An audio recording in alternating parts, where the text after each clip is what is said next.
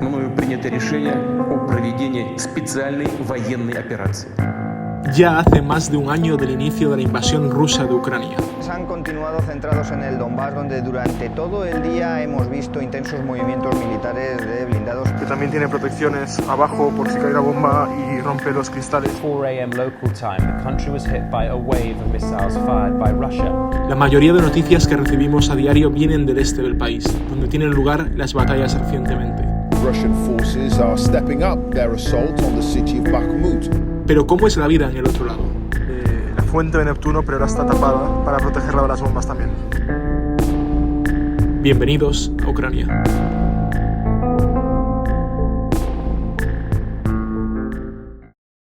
Vale, son como las 4:20 de la mañana y me acaba de despertar la alarma antiaérea.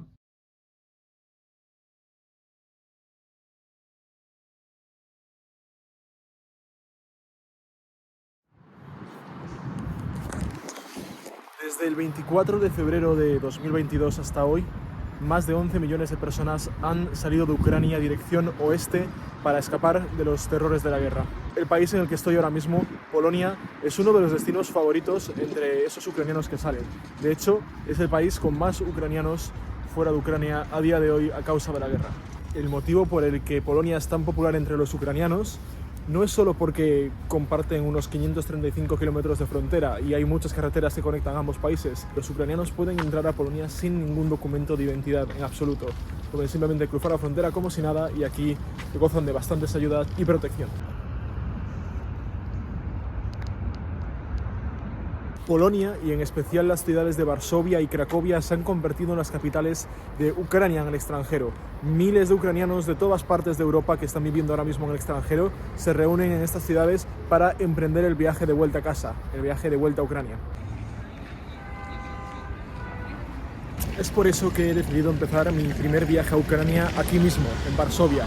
Quiero ver cómo es ese viaje de vuelta que hacen los ucranianos cuando vuelven a Ucrania y cómo es la vida a día de hoy en el oeste de Ucrania. La invasión rusa de Ucrania ha dejado tras de sí un camino de destrucción, miseria y una herida muy profunda en la sociedad ucraniana.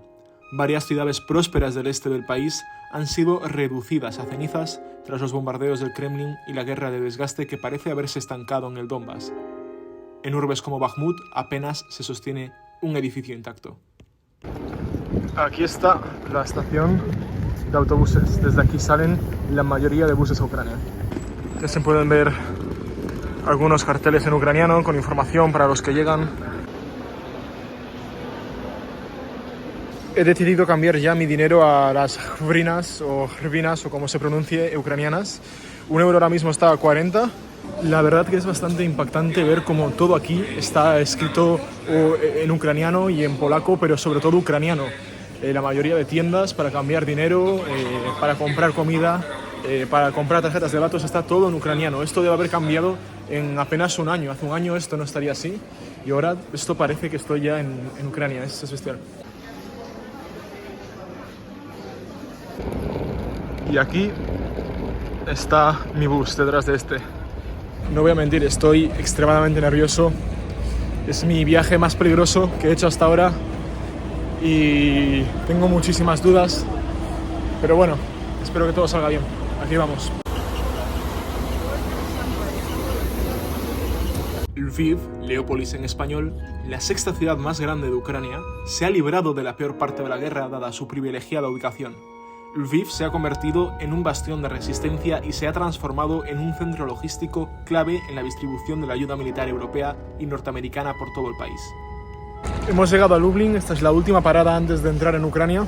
Si bien es cierto que ha sido bombardeada en numerosas ocasiones, el número de defunciones a raíz de los ataques rusos ha sido enormemente inferior en comparación con otras grandes ciudades y las tropas del Kremlin jamás lograron avanzar hasta el óblast de Leópolis. Mi intención es averiguar cómo sigue la vida en el oeste de Ucrania, qué ha cambiado y cómo vive la gente en una ciudad relativamente segura, pero en un país en guerra cuya estabilidad es muy volátil. Acabo de pasar el control polaco. Y ahora vamos a cruzar la frontera y toca el ucraniano. Ya estoy en tierra de nadie.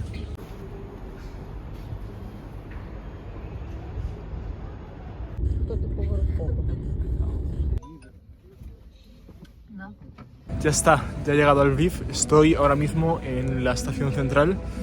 Aquí están los buses y en otro lado están los trenes, pero no puedo grabar porque hay militares.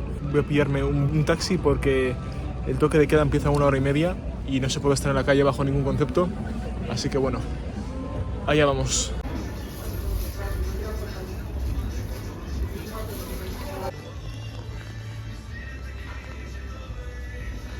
Bueno, ya he llegado a mi hotel. Por fin estoy en el centro de Lviv. Hace unos minutos, como habéis visto, llegué, me pude tomar algo de comer cerca de la estación. Se veía mucha presencia militar, sobre todo al lado de la estación de trenes, porque es ahí desde donde salen los militares del Lviv para ir al frente o para ir a otros sitios. Luego he llegado a mi hotel, es muy interesante, está bastante bien y por lo que es está muy bien de precio. Es curioso porque hay por todas las paredes señales de shelter, que significa refugio de bombas, tipo por todas partes del hotel, como indicándote dónde tienes que ir si empiezas a escuchar la alarma antiaérea. Así que bueno, estoy cansadísimo, llevo más de 24 horas viajando, voy a dormir y mañana empezamos. Buenos días desde Lviv, ya ha amanecido. Y hoy voy a contaros un poco sobre la historia del oeste de Ucrania y también os voy a enseñar algunos sitios de la ciudad que son muy interesantes. Vamos allá. El origen del nombre Ucrania viene del eslavo antiguo y significa frontera o límite.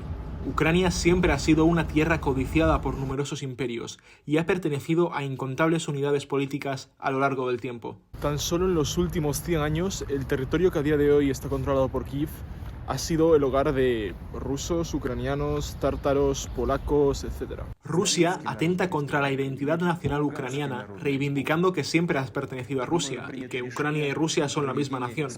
Dichas pretensiones basadas en un intento de revisionismo histórico no podrían ser más erróneas, especialmente cuando hablamos del oeste del país. El territorio en el que se ubica Lviv pertenece a la región histórica de Galitzia. Dicha región ha pasado por el yugo de diferentes imperios a lo largo de su historia, pero jamás perteneció al Imperio ruso.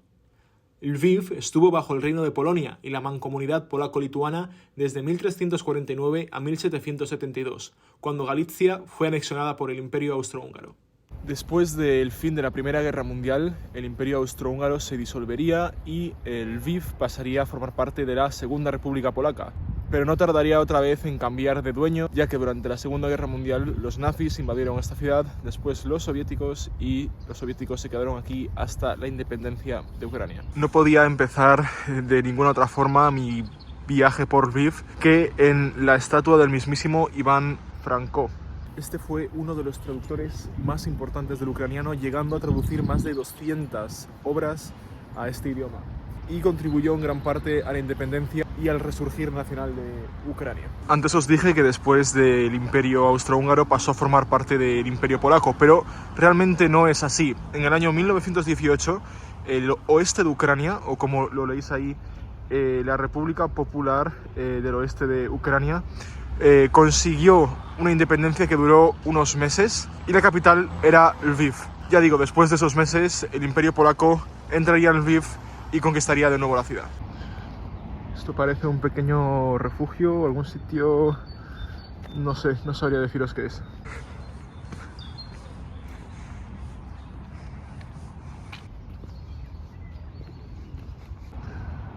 Tenemos la infografía y detrás el refugio o búnker, no sé qué es.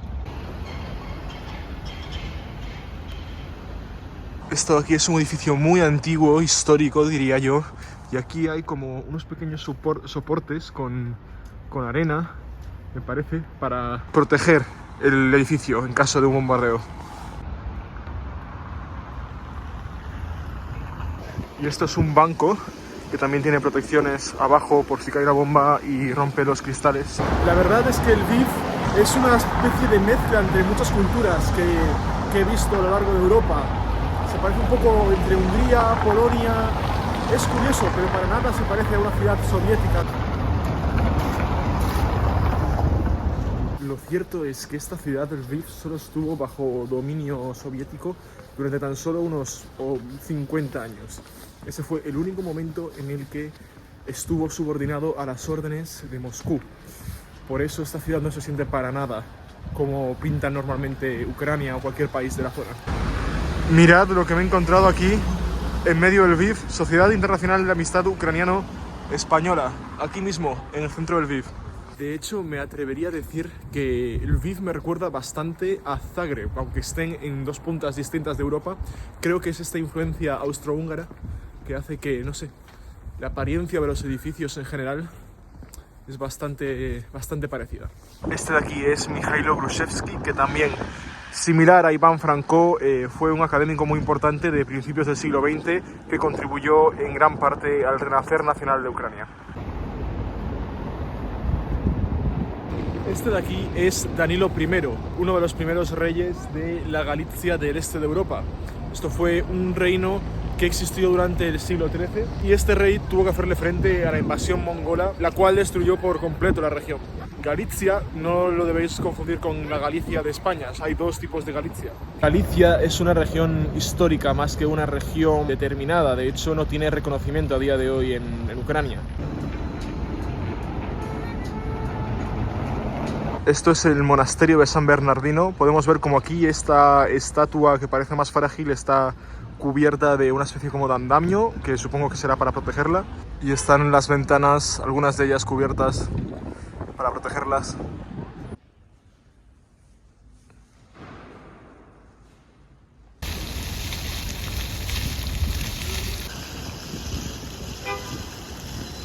Y aquí hay otro monumento, pero está completamente cubierto de estos andamios protectores.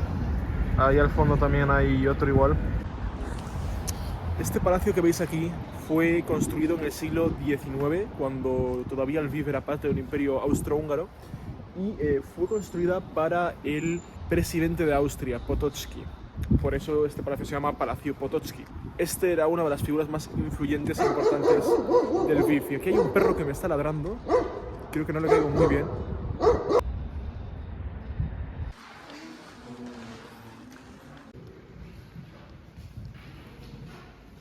Por cierto, no era el presidente Potocki, era el primer ministro de Austria-Hungría. Y esta era su maravillosa residencia, una pasada.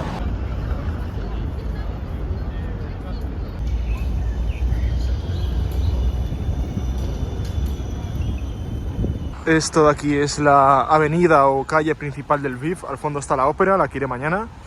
Y aquí tenemos algunas curiosidades, por ejemplo, esta estatua.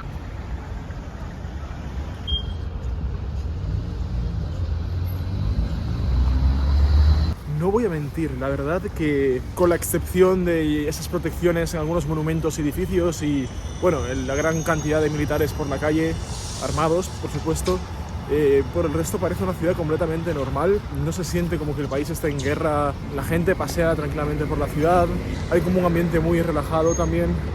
Me esperaba notar mucho más la diferencia. Es que fijaos la de gente que hay por la calle. Es espectacular. Aquí hay un pequeño mercadillo y me he comprado esta pulsera super guay de Ucrania.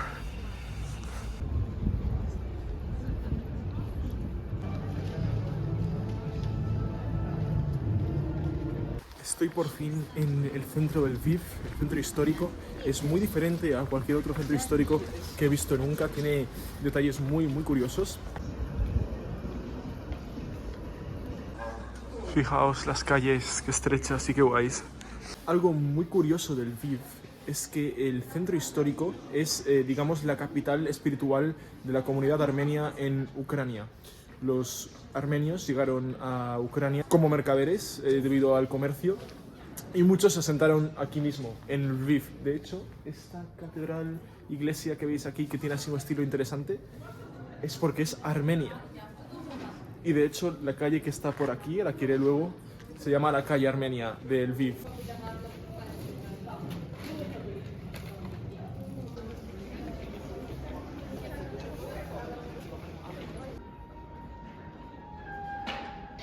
Y esta es la majestuosa iglesia de la Santa Eucaristía, que también está aquí en el centro de Lviv.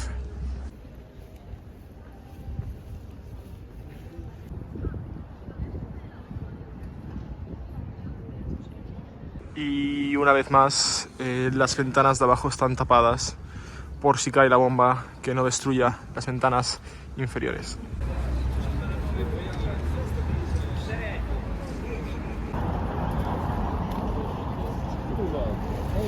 ¿Quién diría que en un país en guerra hubiese tanta vida en las calles? Mirad cómo está aquí la plaza al lado de la iglesia principal, toda llena de gente vendiendo libros. Por ahí hay como una especie como de evento, hay una yurta y hay gente, no sé qué están haciendo. Y está toda la calle llena de gente. Me he venido ahora a descansar un poco al hotel porque en unos 20 minutos voy a entrevistar a una persona que vive aquí en Lviv y me va a contar un poco cómo es la vida en esta ciudad desde el inicio de la guerra. Mañana también voy a entrevistar a otra persona y estas entrevistas evidentemente no las voy a grabar porque sería un poco raro, un poco feo, ¿no? Grabar una conversación y no quedaría nada natural. Así que estas entrevistas las podréis leer, parte de ellas, en mi artículo para Political Room, que ya estará publicado, lo tenéis en la descripción, el link. Os recomiendo mucho leerlo porque allí cuento más cosas que no muestro en el vídeo, como esta, la entrevista, como otras impresiones que he tenido. Así que ya sabéis, no os olvidéis de apoyarme en Political Room. De todos modos, también he hecho entrevistas para este vídeo, para el canal, las veréis en los próximos minutos. Así que no os preocupéis. Acordaos, tenéis el artículo en la descripción y nos vemos pronto. My name is Oleg Melnichenko. I'm a student of the master program at Lviv University, the Faculty of International Relations. I study national security and foreign policy. I'm quite active in some different organizations. The life of people has changed as well as like in any part of Ukraine, because we have a curfew, the same like in Ukraine, in Kyiv, in Odessa, in other cities that make life a little bit more complicated. We had empty shelves at the stores because people coming from everywhere and volunteers has bought everything, and we also suffered a lot. That was shelling of energetic infrastructure because Lviv was sometimes absolutely blacked out, and you see the city council, you see like the churches of Lviv, and the only light you have is the light of the moon and the stars. Wow. And you can't see anything. On the train station there was something terrible happens because it was absolutely stuffed with people. The trains was absolutely stuffed, like there was even fighting. Foreigners just threatened to our citizens because they wanted to live first. For the first day, we established a humanitarian point in our dormitory where we lived, and we also accepted people coming from all Ukraine. Estoy en uno de los teatros más grandes del Lviv, al lado de la ópera, para ver una obra de teatro benéfica. Este teatro fue construido en el siglo XIX, tan solo unos años después de la anexión de la región de Galicia por parte del Imperio Austrohúngaro. Y no sé muy bien qué obra voy a ver, pero lo veremos ahora.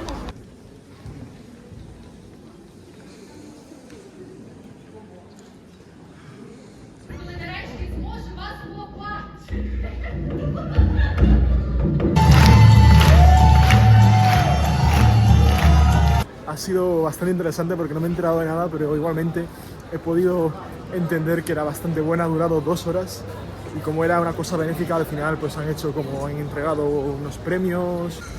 Esto de aquí es la plaza del mercado, es el punto más céntrico del Lviv y hay muchos cafés por todos lados. Están estas vallas que no sé muy bien para qué sirven. Fijaos qué pasada de sitio, está lleno de gente. ¡Wow! Este es el ayuntamiento del Lviv y si veis aquí, en esta plaquita, es Patrimonio de la Humanidad.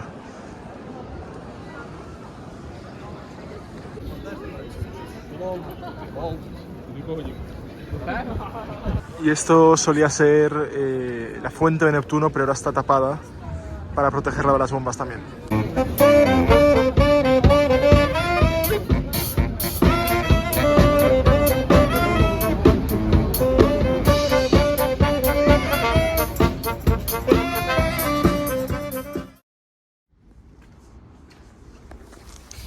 Muy buenas, hoy es un nuevo día en Lviv. Hoy voy a alejarme del centro para ir a algunas partes que no se suelen visitar tanto aquí en esta ciudad, mientras os cuento un poco más de la situación actual de Ucrania. La ciudad de Lviv tiene un gran parecido con otras ciudades polacas. La verdad que esta afinidad cultural entre Polonia y esta parte de Ucrania tiene un sentido, que es un sentido histórico, ya que esta parte de Ucrania perteneció a Polonia durante mucho tiempo. Esta afinidad también se plasma en la colaboración del gobierno polaco con el gobierno ucraniano. Polonia es de lejos el país que más ha ayudado a Ucrania desde el inicio de la guerra. Sin embargo, al contrario que otros países, Polonia no reclama parte del territorio de Ucrania como propio, y en vez de usar esta afinidad cultural y este pasado conjunto para conquistar su país, lo hace para ayudarlo. En las calles del Lviv, al contrario que en otras ciudades del este de Ucrania, el idioma que domina es el ucraniano. Desde que he llegado aquí no he escuchado ni una vez el ruso. Y es muy curioso porque desde el inicio de la guerra, muchos bilingües que hablaban ambos idiomas han empezado a solo usar el ucraniano como reacción a esta invasión. Y otros muchos que solo hablaban ruso en el este del país han empezado a aprender y a hacer más esfuerzos por aprender este idioma para de alguna forma conseguir esa cohesión nacional en contra del enemigo común. Sin embargo, Lviv no ha sufrido ningún cambio perceptible. Desde siempre, la ciudad ha contado con un gran número de hablantes de ucraniano en contraposición con el este del país. El oeste de Ucrania se considera el lugar de nacimiento del idioma, el cual se ha ido expandiendo a lo largo de los siglos. El censo de 2001 reveló que aproximadamente un 95% de los residentes del Lviv tenían el ucraniano como su lengua materna. No soy un experto en ucraniano, pero algo me dice que esto de aquí representa la casa en la que vivió Iván Franco del 78 al 79. Y fijaos en estos edificios súper antiguos, qué bonitos son.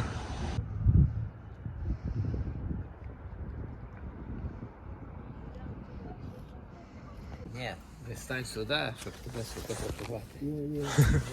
Ні, він стань сюди, ти фотографуй. Bueno, acabo de entrar aquí a la Catedral Metropolitana de Lviv. En la puerta había unos hombres pidiendo dinero. Me hablaron en ucraniano, lo cual no entendía muy bien. Y después de intentar, bueno, pues entendernos un poco, se ofrecieron a sacarme una foto y luego más o menos entendí que querían algo de dinero, así que les he ayudado. Es gente que ha sido o bien víctima de la guerra o que ha tenido algún problema y que viven a raíz de las donaciones que se les da a través de la iglesia. Por lo tanto, es muy importante ayudar a estas personas en estas situaciones. Esta es la Catedral de San Jorge de aquí del Lviv. Pertenece a la iglesia greco-ucraniana católica y podemos ver aquí que están algunas de las estatuas completamente cubiertas.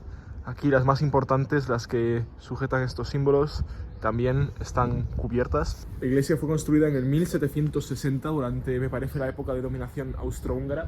Voy a intentar entrar, a ver qué puedo ver. Escucho gente cantando, así que a ver si puedo pillarlos.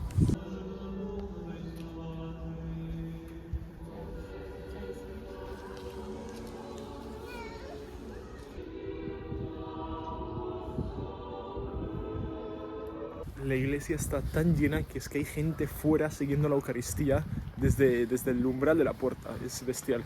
Un momento muy mágico, sí señor. Esta es la Universidad Politécnica del Lviv. Aquí se forman las grandes mentes de la ciudad. Es un edificio bastante grande, la verdad, bastante impresionante. Mejor que muchas universidades en España, desde luego. Estoy ya un poco lejos del centro y todo lo que veo por aquí son casas antiguas de parece al menos más de 100 años de antigüedad. La mayoría parecen abandonadas, pero yo estoy bastante seguro de que sigue gente viviendo en ellas. Y es muy interesante, normalmente cuando te vas a las afueras de una ciudad exsoviética ves edificios súper feos, brutalistas, pero no aquí. Y aquí fuera del centro del Lviv encontramos el Palacio de Somovsky, que también parecen ruinas, pero aparentemente por el número parece que sigue viviendo alguien aquí dentro. Lo que veis ahí es el monumento a Stepan Bandera, un nacionalista ucraniano de principios del siglo XX, una figura bastante controversial que murió envenenada en Múnich en los 50. Es una pasada la cantidad de iglesias que hay por habitante en este sitio. Y todas católicas, mientras Ucrania el resto es ortodoxa, aquí en esta zona de Ucrania, en el oeste, parecen ser bastante católicos. Lviv was under the control of Austro-Hungarian, Ternopil and Ivano-Frankivsk were under control of Austro-Hungarian Empire, and the behavior of the rulers of Austro-Hungarian was quite more tolerant, more European, more progressive compared to the Russian Empire East Ukraine and South Ukraine was under the influence of Russian Empire.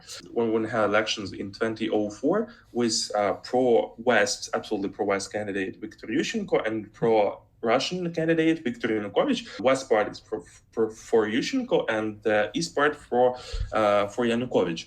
But after the invasion, situation has changed toward the EU, towards the support of EU. Ukraine became one of the most pro-European countries in Europe. It has grown up to 19%.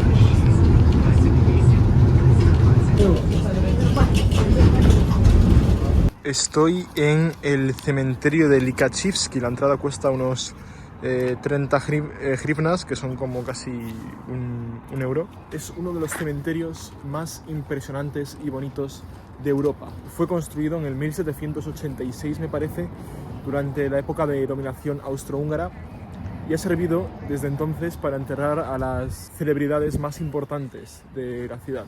La cantidad de tumbas con esculturas en ellas es enorme. El cementerio, ya digo, ocupa una gran parte de la ciudad. Y vayas a donde vayas, te encuentras una obra de arte.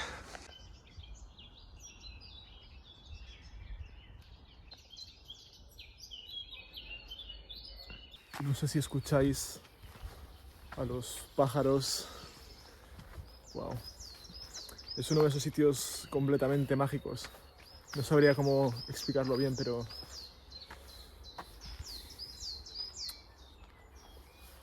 es curioso, se pueden leer apellidos en las tumbas en diferentes idiomas, los idiomas de todos los imperios que han pasado desde el 1780 y pico, que fue cuando se construyó este cementerio. Hay nombres en alemán, en húngaro, en polaco, en ruso y también en ucraniano. Es una pasada. El sitio al que estoy entrando es un memorial dedicado a los héroes del cielo. Conmemora las protestas de 2014 en las que murió tanta gente.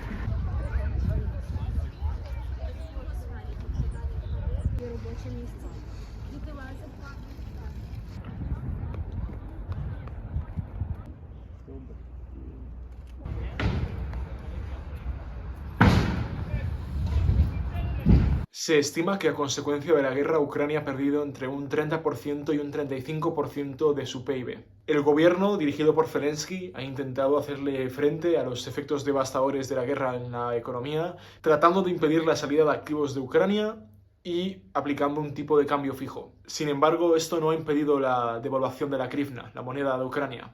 Antes de la guerra, un euro más o menos eran 30 hryvnias. A día de hoy, un euro son 40 hryvnias. Bueno, a pesar de la inflación, ya veis que los precios están pues bastante bajos todavía. La pasta no vale mucho más de un euro. Los licores también están muy baratos, no superan los 2 euros casi, y el vino también. El aceite de girasol mítico de Ucrania también está bastante barato. Y fijaos estas aceitunas españolas, tan solo 1 euro y pico. La guerra en Lviv también se ha hecho notar, aunque nunca haya sido dominada por las tropas rusas. Sí que es cierto que la ciudad ha sufrido bastante. En los primeros meses de la guerra me han contado que, bueno, que como el resto de Ucrania, la gente aquí estaba aterrorizada, la gente huía, colas en todas las tiendas, mientras las alarmas antiaéreas sonaban. Unos meses más tarde, cuando ya Rusia empezó a centrarse en el este, Lviv se empezó a llenar de gente, especialmente del este de Ucrania, que venía como refugiada, y digamos que había una calma aparente. Pero unos meses más tarde Rusia empezó a bombardear toda Ucrania, todas las ciudades, destruyendo toda su infraestructura eléctrica y dejando sin luz a mucha gente. Lviv no fue una excepción, por supuesto, y fue bombardeada varias veces. Las primeras bajas civiles en Lviv se produjeron a mediados de abril de 2022, cuando un bombardeo mató a más de 7 personas. Durante octubre, los misiles del Kremlin dejaron a gran parte de la ciudad sin luz. Esta iglesia me parece que es ortodoxa.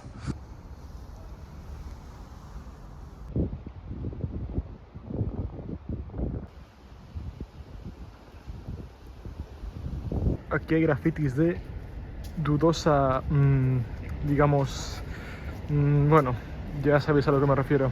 El último bombardeo aquí en la ciudad de Lviv tuvo lugar el pasado 9 de marzo y tuvo como objetivo una zona residencial de las afueras de la ciudad. Es evidente que aquí la gente no puede vivir tranquila, siempre hay una ansiedad de no saber cuándo va a ser la próxima vez que te van a bombardear y no saber si vas a ser tú la siguiente víctima. Me he venido aquí a este pequeño mirador que hay en lo alto de una montaña aquí en la ciudad. Aparentemente hay una especie como de castillo aquí cerca, que lo llaman castillo, pero es como, no sé, una zona con bares y tal. Según la ONU, hay 250.000 desplazados internos aquí en Lviv, desplazados de otras partes de Ucrania, viviendo actualmente en la ciudad. Eso es prácticamente un tercio de la población total de Lviv. Y se estima que han llegado a haber hasta 600.000 personas aquí en Leópolis. Numerosas ONGs han trabajado día y noche para proveer a los refugiados de servicios y bienes básicos. Sin embargo, la disponibilidad de viviendas para desplazados internos no ha podido satisfacer la alta demanda. Por eso, muchos deciden continuar su viaje hasta otros países de Europa. Colegios y otros edificios públicos en muchos municipios del oeste han tenido que ser cerrados para servir como centros temporales de refugiados. Muchos llevan durmiendo semanas en simples esterillas en el suelo mientras el frío cala en sus huesos. A fin de cuentas, la crisis causada por la guerra es multidimensional. Aunque no se esté librando una batalla aquí en el oeste, está siendo perjudicado de otra forma mediante esta crisis humanitaria. A lot of my friends who received a scholarship, who received in the top 100 universities of the world, in the United States, in Europe, they couldn't cross the border. They stayed in Ukraine. Their scholarship just was cancelled. And now it became more complicated because you can't go abroad for a short term, for 2 weeks, for a month, for like exchange semester, for fall program. You can't go at all. Absolutely stupid decision because of the situation when lose.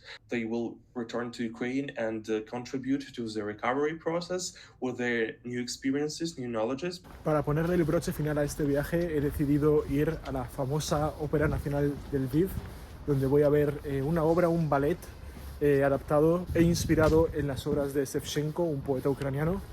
Se llama Lileya, promete bastante, así que bueno, vamos a ver.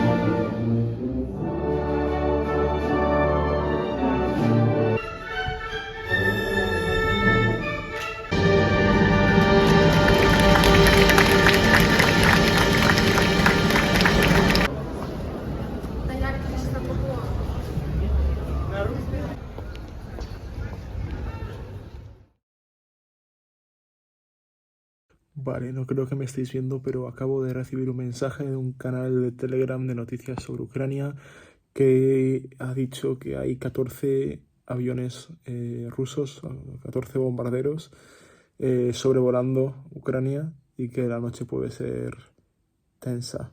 Espero que no pase nada, voy a intentar dormir, pero estaré alerta. Vale, son como las 4:20 de la mañana. Y me acaba de despertar la alarma antiaérea. Me ha despertado desde mi móvil. Aparentemente Rusia está lanzando el ataque más masivo y brutal desde hace mucho tiempo, según fuentes que he consultado en Twitter. De momento no escucho la alarma antiaérea aquí en la ciudad, solo lo he visto desde mi móvil. No sé si irme al refugio o no. Estoy siguiendo todo lo que está pasando por Twitter, pero ya digo, no sé muy bien qué hacer, porque no la escucho aquí en la ciudad, pero sí que sale en mi móvil y por todas partes pone que la alarma antiaérea está encendida en todas partes de Ucrania. Me he puesto los pantalones por si tengo que correr al refugio, pero bueno.